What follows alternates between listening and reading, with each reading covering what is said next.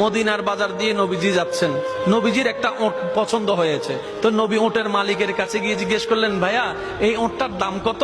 ওই দামাদামি হলো, নবী সে দামে কিনতে রাজি হলেন, কিন্তু নবীর কাছে তখন অর্থ ছিল না। তখন নবীজি ওনাকে বললেন, আপনি আমাকে ওটটা দেন, আমি এখনই গিয়ে আপনার সেই প্রাপ্যটা পাঠিয়ে দিচ্ছি। ওটের মালিক ওনাকে ওটটা দিয়ে দিলেন।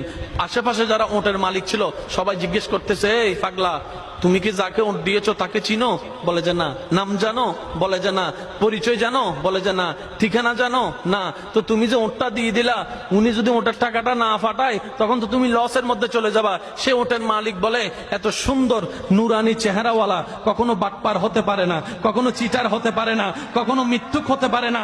ওনার চেহারা দেখেই তো আমি ওট বিক্রি করার আগে মনটাই বিক্রি করে দিয়েছি, মনটাই বিক্রি করে দিয়েছি, মনটাই বিক্রি করে দিয়েছি। তোমরা যাই বলো, আমার মন বলে উনি আসবেই আসবে, টাকাটা পাঠাবে পাঠাবে।